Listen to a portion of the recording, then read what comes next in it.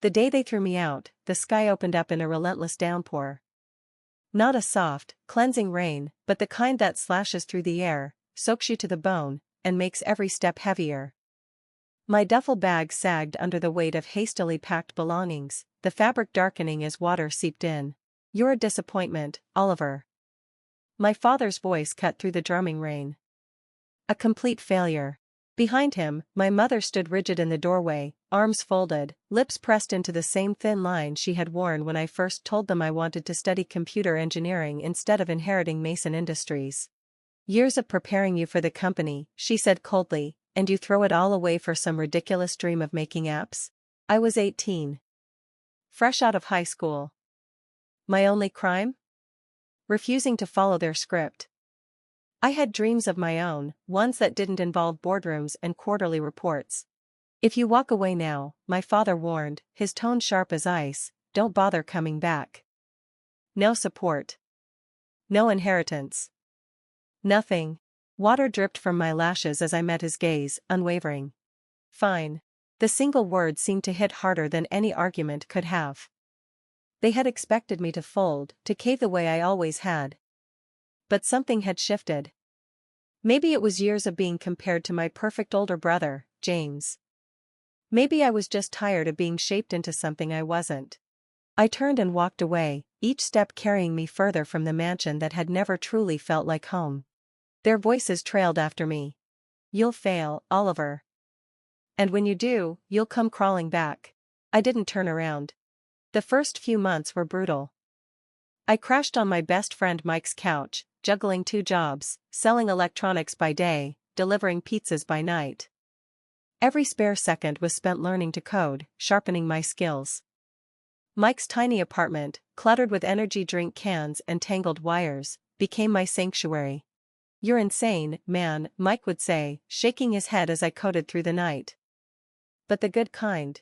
He didn't understand the tech, but he understood drive. He understood wanting to prove yourself.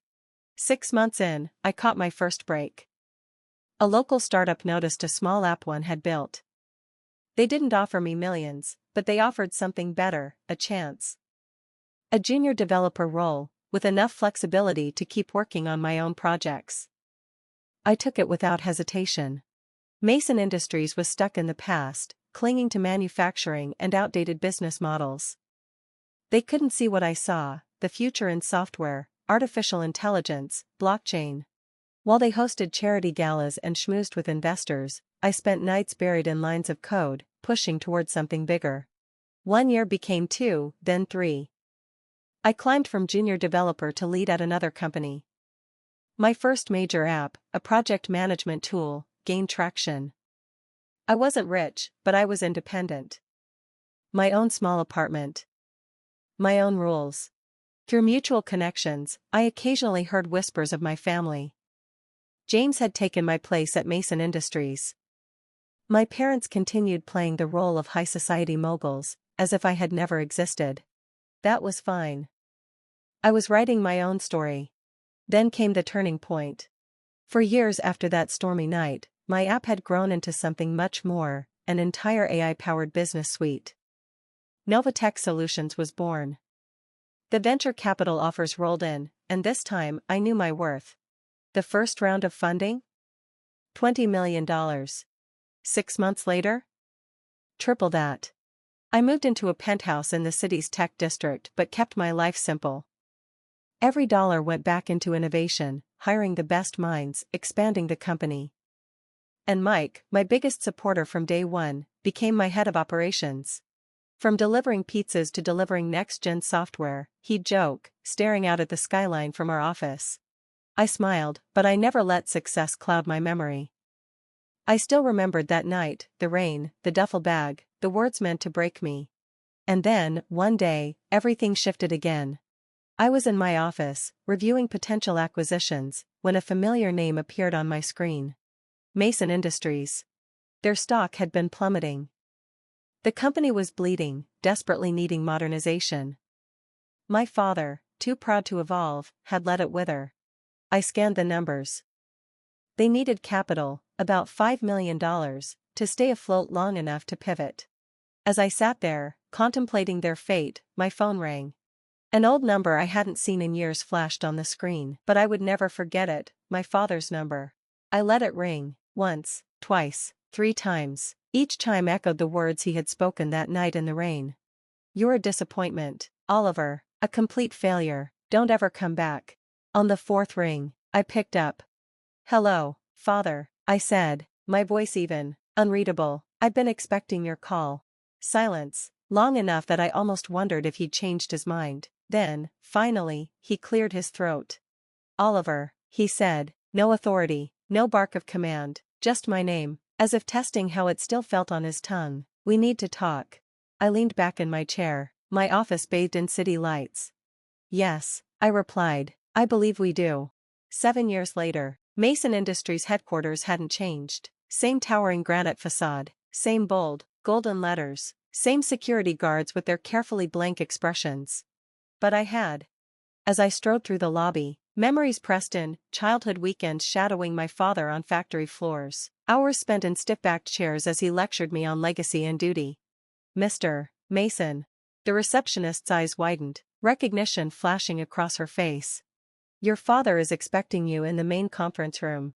I nodded, adjusting my suit, not out of nervousness, but habit. They had once taught me that appearances were everything. Unlike them, I had learned appearances were just the surface. The elevator ride to the top floor was quiet, giving me time to run the numbers one last time. Mason Industries was bleeding out, profits down 60%, stock value plummeting from $85 to a meager $12 per share. They didn't need a loan, they needed a lifeline, or a buyer. The conference room doors swung open, and there they were. Richard Mason, once the unshakable titan, now a man aged beyond his years, his suit still pristine, but it no longer carried him, it hung on him. My mother sat beside him, eyes shadowed, her makeup slightly smudged as if she'd been rubbing her temples too often. And James, my older brother, stood by the window, a glass of something dark in hand. He had gained weight, the sharp, confident angles of his face had softened. Too many business dinners, too much stress. The golden air no longer looked golden. "Oliver," my father said, rising slightly before hesitating and sitting back down. He extended a hand, then withdrew it, uncertain. "Thank you for coming." I took my seat, placing my briefcase on the polished table with deliberate care. "Let's skip the pleasantries," I said. "I've seen your numbers." James turned sharply, his face darkening. "You've been spying on us?" I laughed under my breath. "It's called public information, brother. Your decline isn't exactly a secret." My mother flinched at the word "your." "Not ours, not anymore." "We've had setbacks," my father started, his tone sliding into the well-worn cadence of a businessman in negotiations. "The market has been unpredictable." "The market isn't your problem," I interrupted. "Your problem is that you refuse to adapt. The world is digital now. Manufacturing isn't just about machines anymore. It's about AI-driven automation, predictive maintenance, IoT integration." "But you wouldn't listen." James scoffed. "And I suppose you're the expert now, with your little apps?" Without a word, I pulled out my phone, tapped a few times, and cast Novatech's latest financials onto the conference room screen. The numbers filled the space. $500 million in revenue. 300% year-over-year growth. Contracts with Fortune 500 companies. Silence. My mother's breath caught. You're the founder of Novatech?" she whispered. "CEO and majority shareholder," I confirmed. "And those little apps built a company worth more than Mason Industries, even at its peak." My father paled. He remembered every time he had dismissed technology as a passing phase, every time he had called my dreams worthless. Finally, he exhaled. "We need $5 million. A bridge loan. We can offer favorable terms." "I'm not here to give you a loan," I said, opening my briefcase. "I'm here to buy you out." The word acquisition dropped like a thunderclap. James spun from the window, his face twisting with rage. "You want to buy us, your own family?" I tilted my head. "Funny," I said. "I heard you told people at your engagement party that you were an only child." James flinched. He hadn't expected me to know that. "Oliver," my mother started, her voice shifting into that soft, persuasive tone she had once used when trying to steer me away from programming. "Surely we can work something out. We're still your parents." "No," I said firmly. "You stopped being my parents 7 years ago. This is business." I slid a contract across the table. Novatech will acquire Mason Industries for $25 million. More than generous, given your current valuation. We'll retain most of the workforce, modernize the facilities, and integrate your operations with our AI-driven logistics. James's voice cracked. And what happens to us? I met his eyes. You'll be offered a junior position in the new division, one where promotions are earned on merit, not bloodline. Father can serve as an advisor during the transition, then retire with a comfortable pension. Mother's social network could be useful in client relations, if she's interested. My father's hands trembled as he flipped through the contract. And if we refuse? I leaned back. Then I leave, and by next quarter, you'll be explaining to your shareholders why you turned down your last chance at survival. Your stock will probably drop another 50% by next week. You might last another month, too, if you're lucky. After that, bankruptcy. Silence. James seethed. You planned this. You were just waiting for us to fail. I smiled, standing. No, James, I was too busy succeeding to wait for your failure. That part, you did all on your own. My mother swallowed hard. How long? She asked. How long do we have? I picked up my briefcase. The offer expires at midnight, not a minute later. My father stiffened. That's impossible. We need time to review with our lawyers. You don't have time, I said, and you don't have options.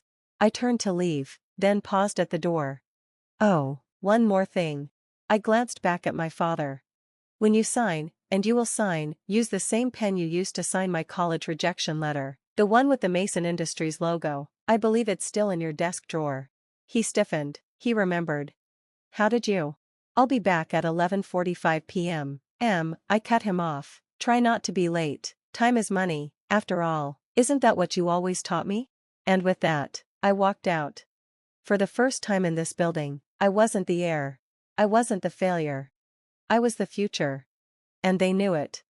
The next 12 hours were going to be very, very interesting. This final chapter brings everything full circle in a beautifully emotional way. The tension between family, legacy, and personal growth is powerful, and you've done an excellent job showing Oliver's evolution, as well as the change in his family's perspective. The dialogue is sharp, the pacing is just right, and there's a nice balance between the past and present. A few small suggestions to enhance emotional impact and clarity. Build more on the contrast between past and present. You've done a great job showing the characters' emotional states.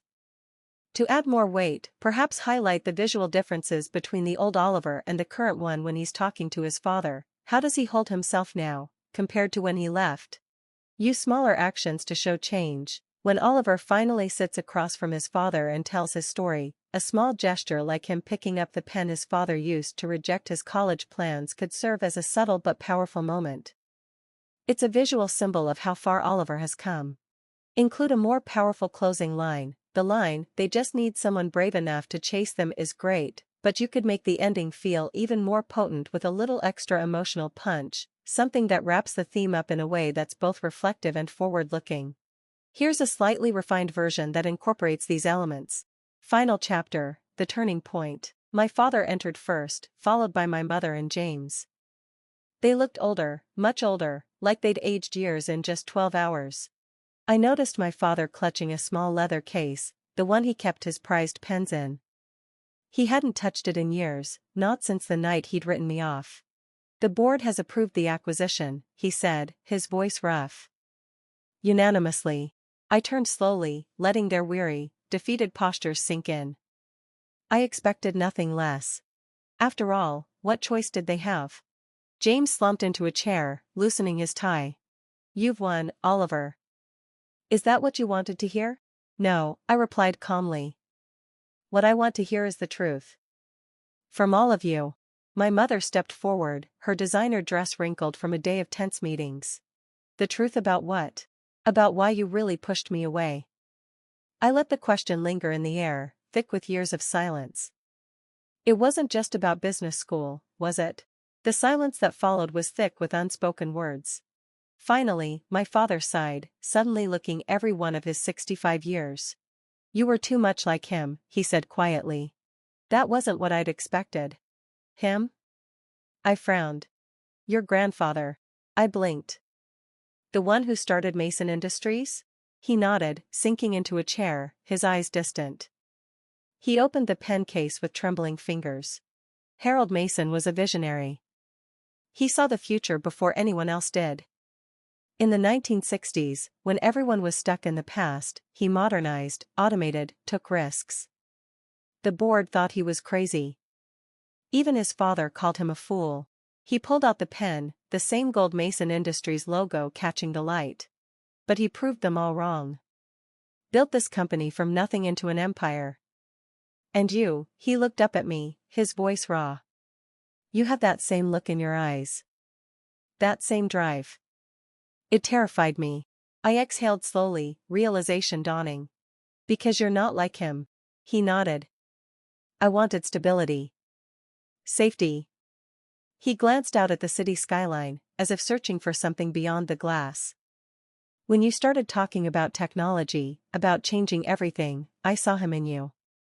And I remembered how scared I was every time he took another risk. Launched another venture. My mother touched his shoulder gently, her gaze soft but regretful. We thought we were protecting you, Oliver. And James? I asked, turning to my brother. James gave a dry, bitter laugh. James was the safe choice, he said before my father could answer. Cautious. Reliable. Boring. That's what you mean, isn't it? He looked between them. I was the one who wouldn't rock the boat.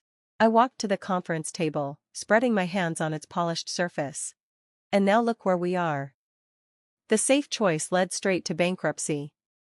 The crazy dreamer built a tech empire. My father's voice was barely above a whisper. We were wrong. About everything. About you. He opened the pen case again and removed the Mason Industries pen, the one he had used to reject my college plans 7 years ago. The gold logo caught the light as he placed it on the contract. Before he signed, he looked up at me. Tell me what really happened after that night. How did you do it? I sat down across from him, feeling an unexpected urge to finally tell my story. The first few months were hell, I admitted, worked 2 jobs, lived on Mike's couch, coded until my eyes burned. I exhaled, but I had something you never gave me at home. My mother tilted her head. What? Freedom to fail. She frowned. Freedom to fail? Yes, I said, because when you're already at rock bottom, when your own family has written you off as worthless, there's no pressure. Every small success is a victory. Every failure is just another lesson. I pulled out my phone, showing them the first version of what would become Novatech's flagship product. This was my first app, buggy, ugly, barely functional, but it worked, and each version got better. James leaned forward, actually interested for the first time. And the venture capital? How did you convince them to invest? I didn't. I smirked. They convinced me. By then, I had paying customers, proven technology. I didn't need their money, they needed my innovation. I gestured to the contract, just like Mason Industries needs it now. My father picked up the pen, its weight seeming heavier now, as though the years of regret had settled into it. And after we sign, what happens to us, really? Exactly what I said this morning. James gets a fresh start, learning the business from the ground up. Mother can maintain the social connections that bring in clients. And you, father? I met his eyes. You get to watch your company become what it should have been all along, what grandfather would have wanted it to be. He pressed the pen to paper, then hesitated.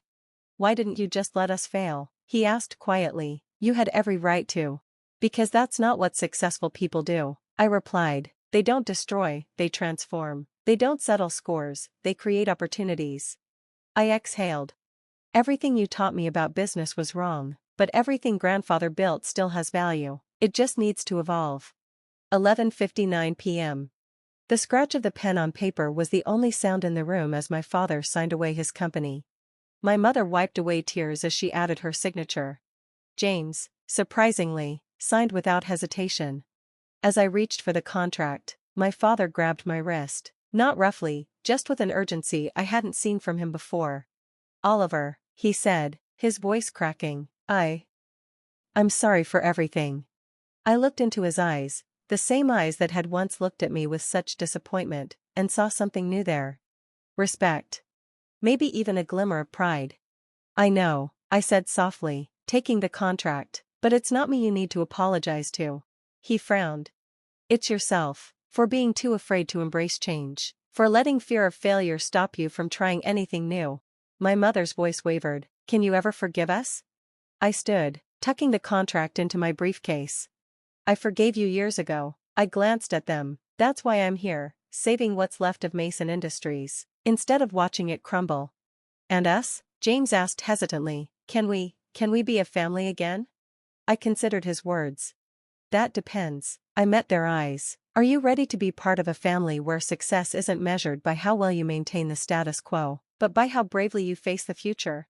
One by one, they nodded. Then yes, we can try. Not as the Masons who kicked out their son for daring to dream differently, but as the Masons who learned that true legacy isn't about preserving the past. It's about building the future. I walked to the door, then turned back one last time.